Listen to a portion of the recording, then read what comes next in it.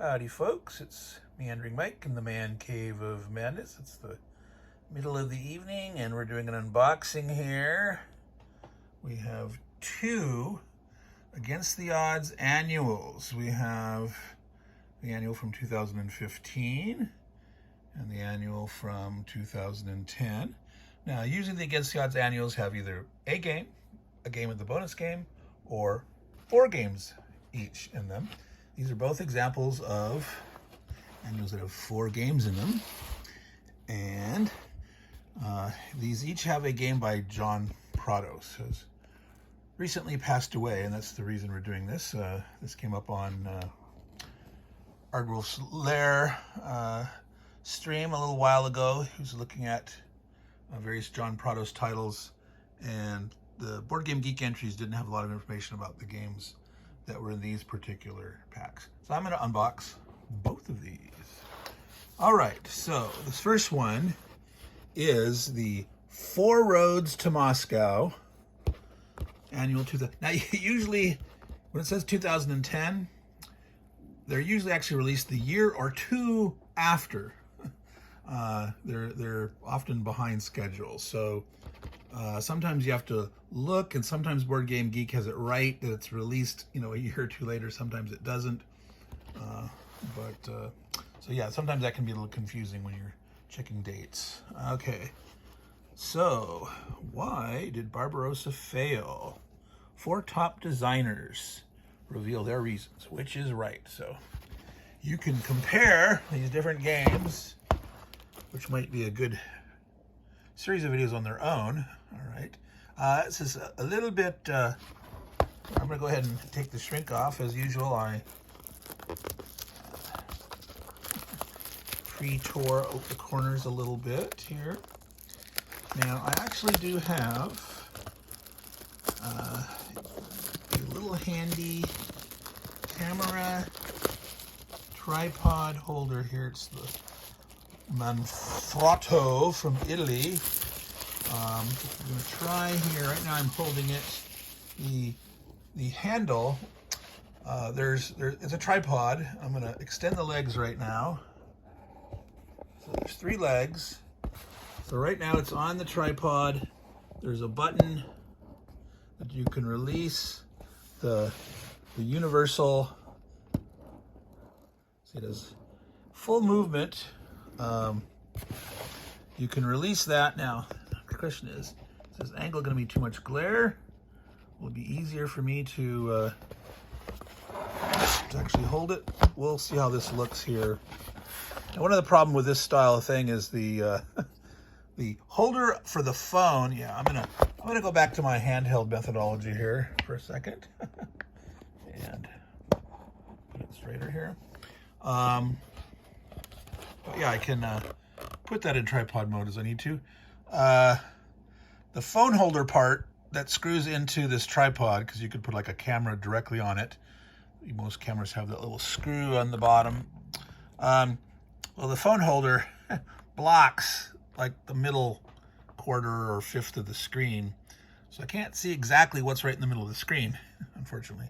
I have a different clamp, a gooseneck clamp, that clamps onto the phone in a different way, where there's a nice gap that you can look around the sides and see it. So I'll have to do a little video on these at some point. Like, what are the goodies that I'm trying to use or not? Okay, so let's look at these. Codeword Barbarossa, there on the left. It tells you how many pages of charts and tables, rule books, complexity, low Solitaire suitability. And there it is, designer John Prados. There's also Hitler Turns East. A little higher complexity, a little longer game. Did Raicer. Strike the Bear. Longer rules. Also mean good solitaire playability though. Roger Nord. And Slaughterhouse. I'm going to read that little text there. The Soviet, can I read that? The Soviet-German War, 1941 to 42. Slaughterhouse, that usually refers to like the Soviet counterattacks sort of northwest of Moscow a little bit, I believe, where they slaughtered a lot of their own troops trying to push Mike Rinella. Okay, so let's open this puppy up. Now this is in a typical tray/box configuration for Against the Odds, and also LPS, which also does the is it the moments in history, or no, the days of decision or something. They have a 20-game series based on a book that important battles in history, and LPS is like the parent company, but they also use these plastic box trays. Okay, so that's the thing for the back, which we can keep handy there to look at. So very nice gloss magazine. So Against the Odds magazines can come in this box or in a Ziploc. So I don't know how much of this is just the rules for these 4 games, or if they also have some articles in here or not. I'm assuming we will be able to see from table of contents. Rules of play. Fact versus myth. So Nigel Davies does an article up front. Then we have a bunch of rules. March to Magdala, Abyssinia, 1868. Well, that is totally not related to the main theme. So that's just like a filler article in this Against the Odds annual, and the numbers fallacy. So don't know if that's numbers fallacy related to 4 Roads to Moscow, set of 4 games, or something else. But there are other articles, obviously a related article, and the rules. So again, there are the 4 games. I'm not gonna thumb through because we got four games and 4 more over here. Let's try to keep it a little quicker. We're already 7 minutes in. But it's not a color, and it's black and white, which is fine for most purposes. Sometimes there's important color information, on counters, so, or in a terrain key or something. And so when you have I'm sure the maps are in color, but sometimes it's important. You got, for you designers and publishers out there, you got to be careful about using that important color in games, because some people are colorblind. Now I'm not like super colorblind, but like I have a problem with black and navy in low light conditions. I can't distinguish them. But if there's enough light, I can distinguish. Right? Some people are like red, green. A lot of times people use red and green, like, oh, healthy versus wounded or something like that, and that's a potential problem. Strike the bear. So I want to take a quick peek at the John Prados game. This is the article by Nigel. And where does Mr. Prados' game start here? Didn't put a page number. Here we go. Nope. So they're not in order. They're not in order. So Codeword Barbarossa. Here we are. They were not in order. So at least not the same order as here. Or, oh, this is the order that they were listed here. Okay. So that order applies inside, but that order is a different order. Okay. So, Mr. Prados. Limbit Tover. I've not heard of him as a developer. Graphics editing. Paul Rohrbaugh, he's a game designer. He was part of the team for playtesting. All right, movement, production. Interesting, they actually do production within the scope of the game, technology investment. That's kind of interesting in a game that's supposed to be, okay, well, wait a minute, Codeword preparing for the German-Soviet War. All right, so this sounds like it's pre-war, leading up to the invasion. I don't know if you actually start the invasion or not, or you know, what are you doing technologically? What are you doing, you know, with your tank development, your tank tactics, your organization of your units, like the Soviet military fronts, and they changed a lot of stuff. And of course, there's always the Stalin purges and all that kind of stuff. So that could actually be very interesting if this focuses on these war strategies and production and technological improvement and such. It's very interesting. Yes. So I'll be interested definitely in finding out more about. They do have event cards. All right. Technological actions. Crisis spectrum table. Interesting. Yeah. How the two allies. They had their non-aggression pact. They were sort of semi-allies when they carved up Poland together. They had been actually doing training together. Secretly, the Germans had been working on their, tank strategies and production, sort of hidden away from the restrictions of the Versailles Treaty, where they were not supposed to be doing certain things, and they actually cooperated with the Russians on those. Out of the prying eyes of the West. So yeah, this looks very interesting. So BRP build reason. I mean, that's like, terminology straight out of Prados, Third Reich.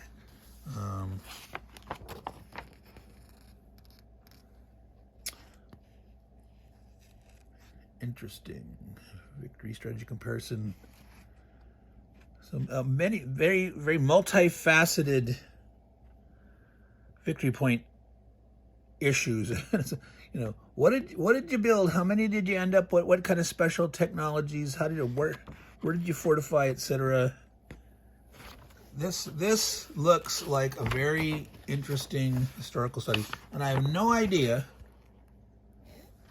if there's actually any do we actually start fighting, and what are the results of, other than this, formulaic, very complex sort of spreadsheet of victory point things here, do we actually do any battling? And I didn't see a combat results table at all. Unit movement, was there a combat stacking? So if you move around, mobilization placement, unit mobilization, campaign losses. So event cards might say, certain thing happens, how do you resolve this? Here's winning the game, Borderlands, victory points. Yep, this looks like a non-combat game. I would still call it a war game in that it's all about war strategy and war production. This looks fascinating, all right? Let's go in there and see. Okay, so this is a play aid for the Robots game. Barbarossa. Counters. All right. Codeword Barbarossa. Cards. Wait a minute. Wait a minute. All right. Codeword Barbarossa is John Prados' game. This, expanding it, is by Paul Rohrbach. This is like a supplement. Not, Paul Rohrbach did not do one of the titles in this game. He's not one of the 4 designers, but he was on the playtesters. Okay, so this is still for the Prados game. Here's the cards we're talking about. Molotov, Hitler talks, Vienna Awards, Stalin rejects warnings. Okay, Balkan campaigns, Romanian oil threatened. Stalin averts war. Okay, all sorts of, some blank ones. Technology increases, crisis in the Western Desert. So as things are going on pre-Barbarossa, how are the Russians reacting to what the Germans have been doing, and what the Germans, I suppose, are reacting to what the Russians are doing, like, you know, the Winter War, invading Finland, claiming that little chunk of Romania, Bessarabia. There's, you know, lots of stuff was going on between these two powers. Very, very interesting. All right. Strike. Okay, so I was gonna say, wait, a combat results table. Yeah, that's for Strike the Bear. Different game. That is the game by Roger Nord. All right. Of course, I'm gonna. There's no way you're gonna keep all 4 games in this tray. The tray for the counters for all these different games. Okay, Hitler Turns East. Those counters. That's the game by. I buried it.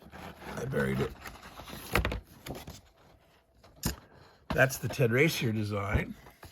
Keep that over there. Aha, maps. Goody goody. Raicer, Hitler Turns East. Oh my goodness, more. Look at this big, full counter sheet. So Slaughterhouse and Strike the Bear. Wow, all right. Here is Strike the Bear. I wonder, are some of these double-sided maps? I think they are. Can you see that? Yep. There we go. Okay, this is where I'm going to put the tripod down for a sec. Oh. Open up. Here we have, you can see that right there, Codeword Barbarossa. All right. So it's an area movement / control / mobilization. Remember, this is the John Prados one, where it's not about the fighting. It's all about the preparations and reacting to, you know, where one puts troop on what border, where, what does one do elsewhere. Yeah, see, this would be how much of Romania does Russia maybe try to grab or something. Interesting.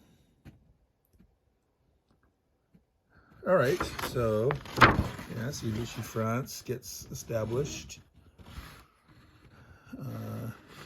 So I wonder when this starts. Is it late 40? Or basically late 39 after they've carved up Poland, and then so does Vichy France get established, you know, during the course of this game, like through an event card or something, or does it start post Vichy? Does it start, you know, sometime in the midsummer, you know, after? So that's interesting. Let's take another quick look at Strike the Bear.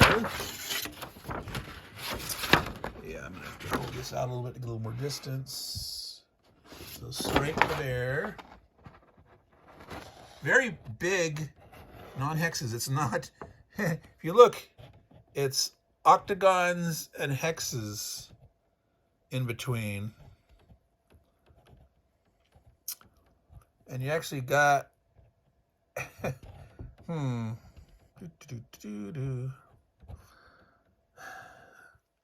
So you can't move diagonal. If you move diagonal, you have to go in those little mini squares that are, you know, so they're like a diamond on its side, tilted. So it'll be interesting. Like, are those count movement-wise as a half?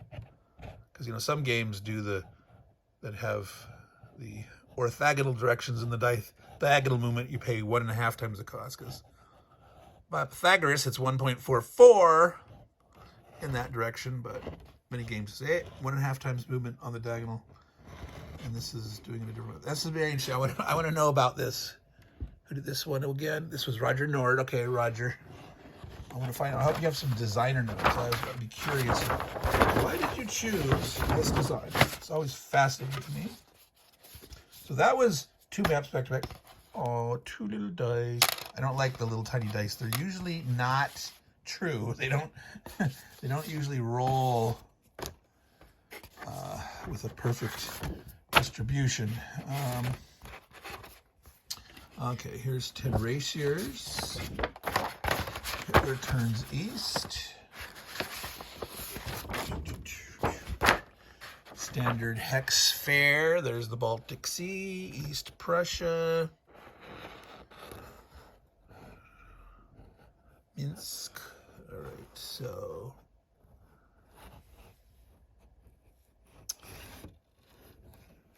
let me take a look to flip this upside down at that turn record track. Looks like you got set weather. And there could be an optional rule for dicing it out or something. Replacements. All right. Oh, the number of German Stukas, supply range. All right, all right. So that looks like a pretty standard Barbarossa scenario. All right, here. Okay, this Slaughterhouse, the Soviet-German War, 1941 to 42. This is a point-to-point. Interesting that they make the points look like hexes. They have hexagonal borders. Some of them have extra lines, so I'm assuming those might have to do with the size or the fortifications. Or maybe the numbers of the fortifications. Wow, look at, let's go. Stars and numbers.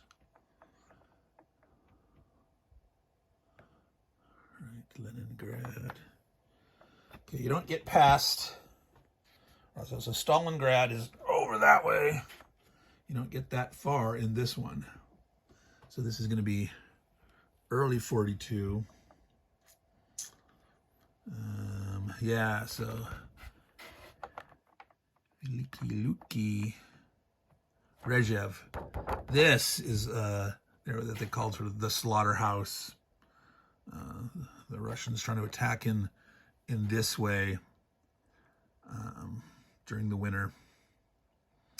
Big slaughterhouse. Lots of many men. All right, so that's that. So we got a whole nother 4-pack to do. Should probably split that off into a separate one. What do we got here? We've done 22 minutes of an unboxing. So yeah, I'm going to go ahead and split this into 2. So upcoming, probably within the same day or within at least 24 hours, we'll do the other one. So we're going to call it quit here. This was Meandering Mike in the Man Cave of Madness. We were unboxing annual number 10, The 4 Roads to Moscow. 4 games. As we saw, Codeword Barbarossa about the preparations for the German-Soviet War. John Prados. Hitler Turns East. And that's Ted Raicer. Looks like a very standard hex encounter war game. Strike the Bear with Roger Nord with the very interesting octagon square combo. Like to figure that out. That looks interesting, at least from that aspect. And Slaughterhouse, point-to-point game. Mike Rinella, focusing on a particular time period, 41-42. So that is this unboxing. Meandering Mike, Man Cave of Madness. We're gonna say good evening to you all. So all you folks out there, take care and ciao.